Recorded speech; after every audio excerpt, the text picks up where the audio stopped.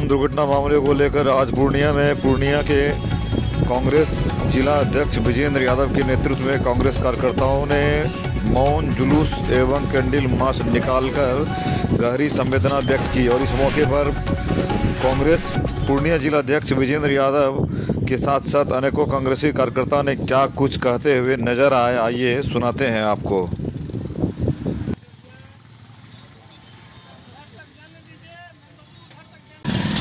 Candle march क्यों निकाल रहे हैं?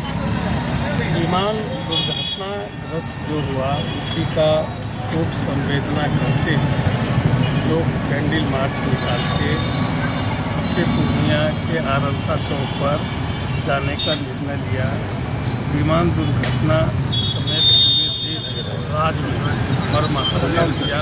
थोड़ा लाउडली बोलिए। 244 लोग मारे गए, उसमें एक बच गए। और ये विमान दुर्घटना पूरे देश में और राज्य में, खास करके पूर्णिया में भी लोग मर्माहत है। उसके प्रति हम लोगों को कांग्रेस जनों का संवेदना मैं व्यक्त करता हूँ। कांग्रेस पूरे पार्टी की, हमारा पूरी इकाई सभी जगह इसके संवेदना व्यक्त किया है। और अभी तक जो सरकार के द्वारा चाइनीज से चल के और विमान यहाँ तक आता है, उसका आयु सीमा होता है, उस पर ध्यान नहीं रखा जाना, ये तो निग्लिजेंसी है। जब ध्यान नहीं रखा जाएगा, हर चीज़ का उम्र होता है, सीमा होता है। आज हमारे मारे गए इतने परिवार के प्रति संवेदना व्यक्त करने के लिए आदरणीय प्रधानमंत्री भी सामने नहीं आए, ये दुखद बात है।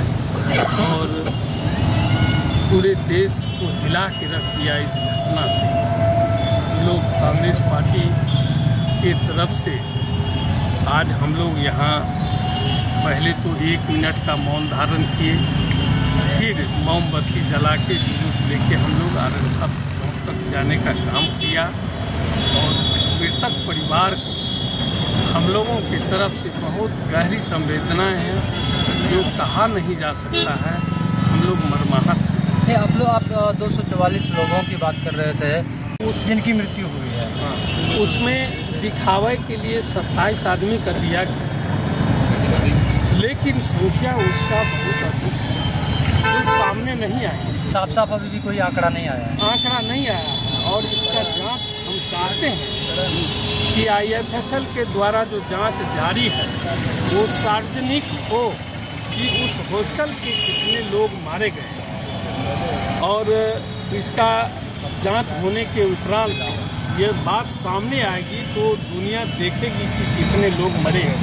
अभी तो मात्र इतने लोग का, और विमान में तो मात्र 1 आदमी बना, वो तो सब जानते हैं, वो आंकड़ा तो सब आना ही था। आप ये मानते हैं कि यात्री सुरक्षा में चूक हुई? हाँ, बिल्कुल चूक है। हमने पहले भी बताया कि हर चीज़ का सीमाएं हैं और सीमाएं का रूपरेखा तैयार है। आज अगर कोई घर है, बिल्डिंग है, तो उस बिल्डिंग का भी आयु है, उस पर निर्धारित होता है। तो सरकार की तरफ से ये चूक है। और यहाँ आके इस तरह से घटना घटा तो ये बिना चूक का घटना थोड़ा ही घट सकता है। जबकि 1 मिनट पहले उसको जवाब दिया था, लेकिन उसको रोक नहीं और जाके आज हेलीकॉप्टर गई एक दुर्घटना आते हैं केदारनाथ में, उसमें भी मौतें की। अभी तक तो 5 लोग का सूचना आ रहा है, लेकिन कितना लोग का हुआ है ये तो अब पता चल जाएगा। मैंने 1 से 2 रोज में पता चल जाएगा। लेकिन यहाँ भी घटनाएं हमको लगता है अधिक घटा है और अधिक संख्या में यहाँ हुआ। तो सर, तमाम मशीनरी और जो अध्यक्ष कांग्रेस को भी नेपाल हादसा जो हुआ AI-12 के दौरान घटना है, जिसमें एक को छोड़ सारे पैसेंजर्स का निधन हुआ। कांग्रेस पार्टी उन सभी परिवार के साथ अपनी गहरी संवेदना व्यक्त कर। उस हॉस्टल में भी बहुत सारे जो डॉक्टर बन रहे थे, छात्रों की भी डेथ हुई, उनके साथ भी हम लोग गहरी संवेदना व्यक्त करते हैं। इसकी बहुत गहराई से जांच होनी चाहिए। और सबसे पहले तो उड्डयन मंत्रालय के जो मंत्री हैं उन्हें अब तक इस्तीफा नैतिक जिम्मेदारी लेकर दे देनी चाहिए। लेकिन एक विषय कहीं ना कहीं खटकता है। नबी जुबान लोग कहते हैं, चूंकि आप जानते हैं कि अभी की जो सरकार है वो तानाशाही सरकार है, वो किसी भी बात पर सवाल रखना बहुत मुश्किल होता है।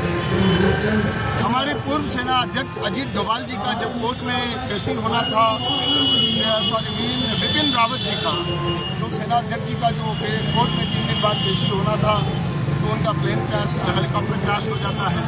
अभी रूपानी जी का गवाही होना था तो प्लेन क्रैश हो जाता है। आखिर मामला क्या है इस देश में? जब कोई बड़ा उद्भेदन होने वाला होता है वो क्रैश हो जाता है। ये बड़े ही गंभीर विषय है और बड़े ही मैं तो चाहता हूँ कि इसकी स्पष्ट रूप से जांच होनी चाहिए। ब्लैक बॉक्स मिला है, टेक्निकल जो इश्यूज रहे होंगे वो तो दिखेगा ही, लेकिन ये टेक्निकल इशू जैसा कि एक प्लेन की आयु कम से कम 25 से 30 साल की होती है और जो प्लेन क्रैश हुआ उसकी आयु सिर्फ 11 साल की थी, तो ऐसी क्या परिस्थिति बनती है? और जिस मॉडल के ये प्लेन की जो प्लेन थी, ये प्लेन इतनी जल्दी और इस तरह का इसका कोई परफॉर्मेंस नहीं रहा है कि आज तक एयर इंडिया की जो प्लेन जो इस मॉडल की थी, इसके अभी तक ऐसे कोई प्लेन नहीं थी जो क्रैश हुआ इस मॉडल। लेकिन ये अचानक से क्रैश हो जाना अहमदाबाद में इस तरह की घटना ये बहुत ही दुखद घटना है। पूरा देश मर्माहित है, पूर्णिया भी मर्माहित है।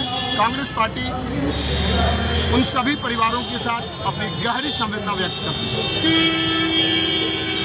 रखाव उसका ढंग से नहीं होगा। आप कार पर चलते हैं, कार में मोबिल नहीं डालिएगा समय पर, इंजन सीज हो जाएगा। रख रखाव किस तरह से हो रहा था।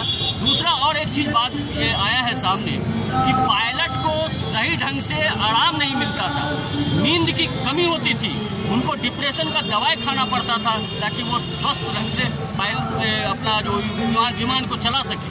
इस तरह का भी मामला सामने आया है। आखिर पायलट की कमियां हैं, पायलट बढ़ाइएगा तो भाड़ा भी बढ़ेगा। भाड़ा तो ऐसे भी चरम पे है। पहलगाम में घटना घटा और एयरलाइंस का जो भाड़ा इस तरह से फ्लैक्चुएट हुआ, वहाँ सरकार का नियंत्रण नहीं था, वहाँ लूटा गया पब्लिक को। वहाँ क्यों नहीं नियंत्रण था? 5,000 का किराया वहाँ 25,000 वसूला गया है। ये सरकार अडानी अंबानी और उद्योगपतियों का है, गरीबों का खून चूसने वाली सरकार है। इसको आम आवाम से कोई लेना देना नहीं है। ये निकम्मी सरकार है। हम चाहते हैं, पूरा कांग्रेस पार्टी चाहता है कि निष्पक्ष जांच हो और अविलंब उड्डयन मंत्री, गृह मंत्री और प्रधानमंत्री त्याग पत्र दे। जवाहर किशोर और रिंकू यादव, कांग्रेस ने सीधा समझिए इस्तीफा होता था, लेकिन अब क्या है कि इनके रक्षा मंत्री कहते हैं कि भाई भाजपा में कोई इस्तीफा नहीं होता। भाजपा में जो आता है वो वार्षिक पाउडर के तरह धुल जाता है।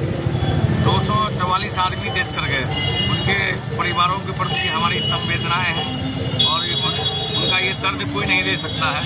लेकिन ये दर्द आखिर होता क्यों? प्रधानमंत्री जी बार बार कहीं पुलवामा में अटैक हो जाता है, कभी रेलवे हादसा हो जाता है, कभी फ्लाइट गिर जाती है। इतने हादसे आपके ही समय में क्यों हो रहे हैं? क्योंकि आपकी जांच की कमी है। आप पनिशमेंट नहीं दे पाते उन अधिकारियों को, उन कर्मचारियों को जो इस देश के साथ गद्दारी या उन जानों के साथ खेलने का काम करते हैं। वो मासूम बच्चे, उनका क्या कसूर था जो इस हादसे में चले गए? मैं पूरी सरकार से गुजारिश करूंगा, फिर इनसे कुछ कहने की तो कोई बात ही नहीं है, क्योंकि इनके सरकार में ना इस्तीफा होता है और ना कोई जांच कमेटी बैठती है। और कोई भी अगर गवाही देने की भी कोशिश करते हैं सरकार के विपक्ष में, इनके पूर्व मंत्री या पूर्व सचिव या पूर्व उपराष्ट्रपति, तो उनको भी ये लोग दबा के कभी मार देते हैं, कभी घर में नजरबंद कर देते हैं। बिहार सीधा समझिए कि बिहार इस बार उद्घोष करेगा। 25 का चुनाव बिहार का चुनाव नहीं, इस देश का चुनाव रहेगा और आशा है कि इतनी भारी सीट महागठबंधन लेके आएगी। जो रोजगार देने का काम हमारी सरकार करती थी, आज देश में कुछ नहीं बचा है और जो बचा भी है वो भी ये बेचने के कगार पे छोड़ दिए हैं। और जो बेच चुके हैं उसके बाद भी जो बचा है ये अडानी और अंबानी के नाम कर देते हैं। हमें मोदी जी आपसे कोई उम्मीद नहीं है। अब सरकार मीडिया भी बिक चुकी है, कुछ आपकी जैसी मीडिया है जो कुछ खबरें दिखाती हुई है, लेकिन जो इंटरनेशनल मीडिया है जो ख़त्म हो चुकी है, उनका स्तर क्या है आप देखते हैं कि डिबेट पे गाली चलता है माँ बहनों का, ऐसे स्तर की मीडिया हो चुकी है। तो आप लोगों से कोई अपेक्षा और उपेक्षा बची नहीं। हमारी सरकार बदलेगी, देश बदलेगा, फिर से हिंदुस्तान जो पूरी दुनिया में परचम लहराता था